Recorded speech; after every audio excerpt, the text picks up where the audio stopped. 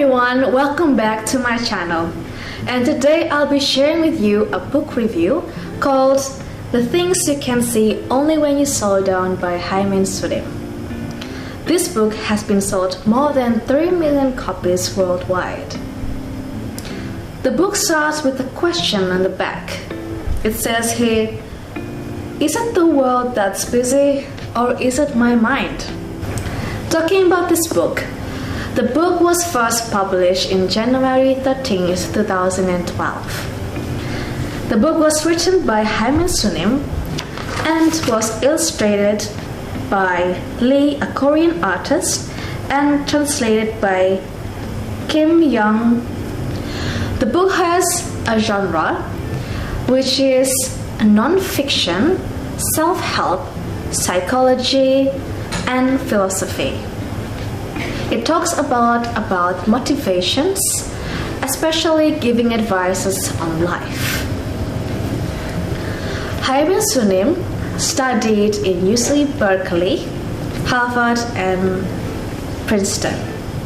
There, he met a lot of people and also back in South Korea. Up to him to ask about life problems or solutions to things that is troubling their minds. This is how the book started. This book consists of 8 different chapters. Let me just read them to you. So, chapter 1 is called Rest. It talks about why am I so busy, and when life disappoints, rest a moment. The following chapter is about mindfulness. It tells us to be friends with our emotions and how to deal with those emotions, bad, sad, or worried, when we are feeling low. The next chapter talks about passion, and it talks about our temper and how being right isn't important, being happy together is. Next, on chapter 4, it talks about relationship, how to maintain a good relationship, and the journey of forgiveness. Chapter 5 talks about love. It talks about your first love, Haemin Sunim's first love, and also how to deal with first love, and a chapter or a page called I Love Your Ordinariness. Chapter 6 talks about life, and chapter 7 talks about the future, how one word of encouragement can change the future. Next, which is the last chapter, is chapter 8. It talks about the spiritual paths in one family, and it ends with an epilogue, the page number 263. Okay, so I want to give you guys an insight of some of the illustrations in this book, which I really love. So you have this picture, and then it's actually the same as the cover. This is what the back of the book looks like, and then there's beautiful illustrations throughout the book. So there's small illustrations like this. There's also like a one-page illustrated chapter where you have this illustration in the beginning of the chapter. And yeah, there's so many beautiful illustrations. And this one is also really nice, as you can see. What I really like about this book is that it feels like a friend, like you have a friend talking to you about your anxieties, your insecurities, your worries, and your troubles. And this book is like giving all the advices, the motivations that you need. It told us to really just slow things down. The whole entire world is moving so fast. Sometimes we don't reflect on how our life is going. And it makes us think that we have to be in a hurry to reach something, that we forget about the present. What I also like about this book is that it gives us time to reflect. Since most of the writing in the book is like in short form, like I would say in the form of quotes. For example, like this: does the person you hate deserve to be carried out in your heart? Keep in your heart only those who love you. If you carry around with people you hate, it causes only angst and depression.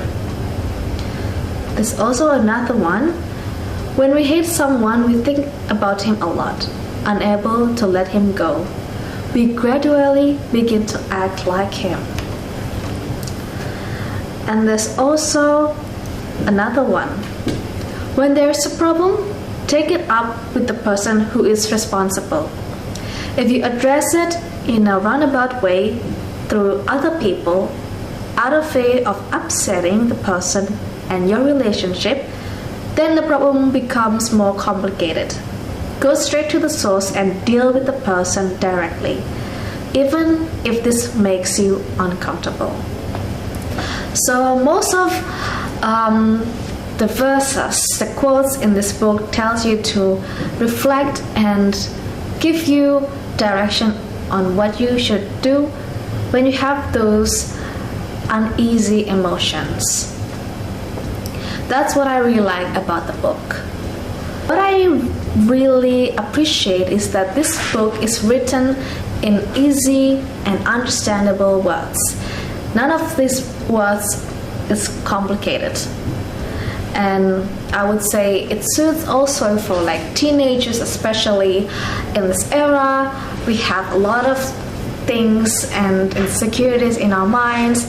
This book can definitely guide us to be more mindful thinkers, especially thinking about what we should do, the goodness, and how to be thankful of our everyday life. However, the minus point is that I was expecting a lot of stories by Haemin Sunim of his, personal journey and stuff, but there is some of them. However, the majority of the content in this book is in form of quotes.